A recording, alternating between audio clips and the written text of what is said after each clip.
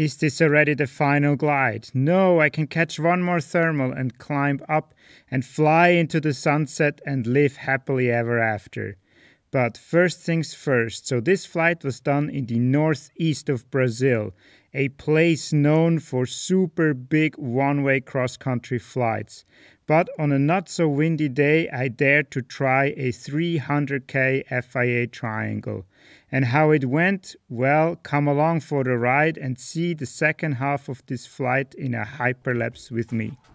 So look at the sky, it looks beautiful, has wonderful cumulus clouds, and I have a bit of a cloud street in front of me, but it looks much better than it actually was. You can see I'm getting lower and lower, and next to this little dam here I run into the most tricky situation of the whole flight.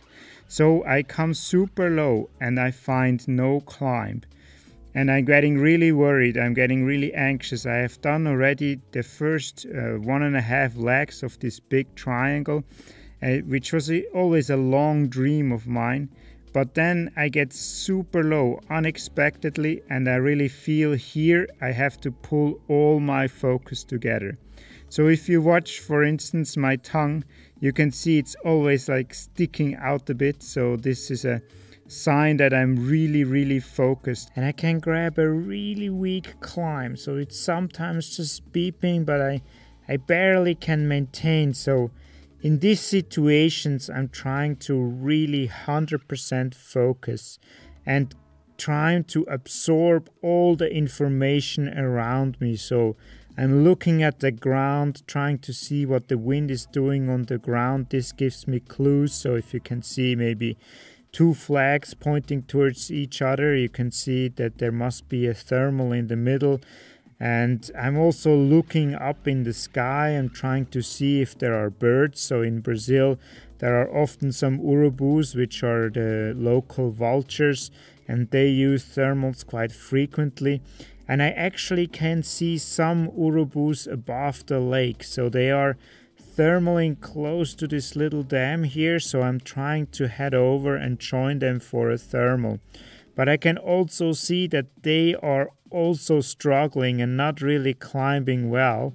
So I'm still heading there because I have no bigger chance, or I have no better idea, but it's really tough. I can only barely maintain at the moment.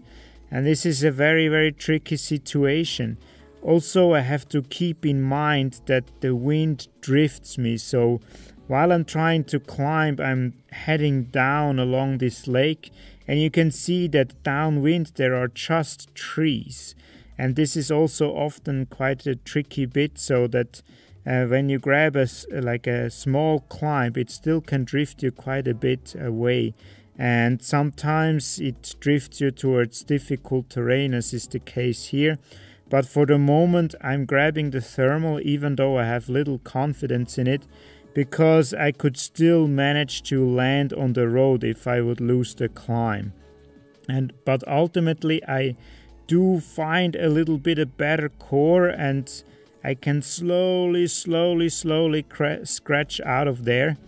And yeah, I'm gonna speed up here a bit faster, because I'm really doing about 100 million circles in this thermal here, because it was very weak, but I had no other choice, and I really felt like I need to grab this thermal here, otherwise I will land, and all the dreams and hopes of flying 300Ks in a flatland triangle would be gone.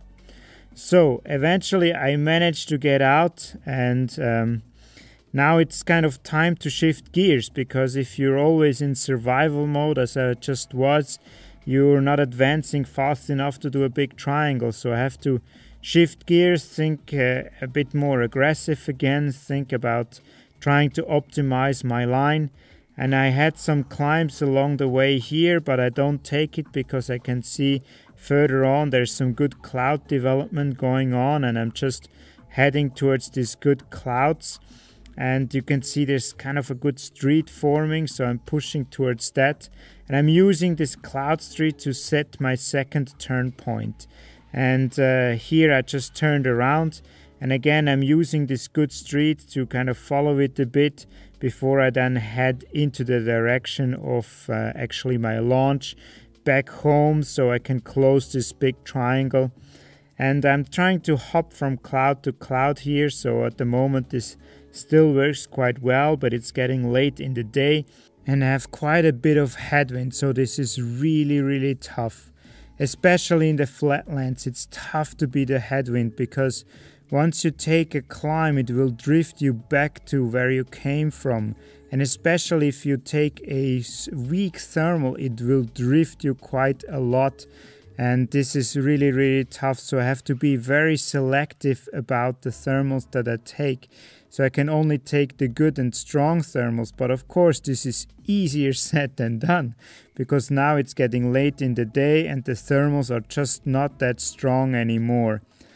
However, I still managed to advance a little bit here. I can grab some climbs in between, and here I actually can make base one more time, so this was actually really cool, a bit unexpected. But hey, I take it, it's all good. And if you see, or towards the south, there's some good clouds. It seems like there is some convergence line, so I'm heading over towards these clouds.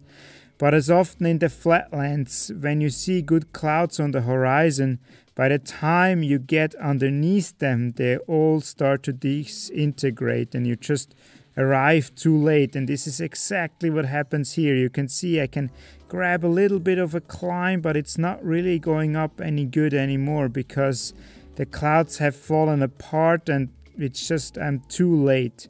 But fortunately I do catch another climb here, and you can see the sun is about to set. I'm climbing up, and this is actually quite a bit of a problem in Brazil, so I actually do pull out of the climb. It would have gone up further, but once the sun starts to set, or once the sun is down, it gets dark in about 10 to 15 minutes because we are super close to the equator. And I don't want to land in the dark, because then you can't see cables and other obstacles and it just becomes generally dangerous. So you can see I have dropped my goggles exactly for this reason, so that I'm still able to spot cables and other obstacles. And it seems a bit brighter on the video because the camera can just bump up the exposure, but of course my eyes can't, so I really want to land before it gets too dark. So I have not made it all the way back to where I came from, but it still was a massive triangle of about 270 km. It's the biggest flatland triangle that I know of to this date, and I touched down safe and happy in this dried lake next to the road. And it was a super cool flight, and I hope you enjoyed it as well, watching the hyperlapse, and see you in the next video.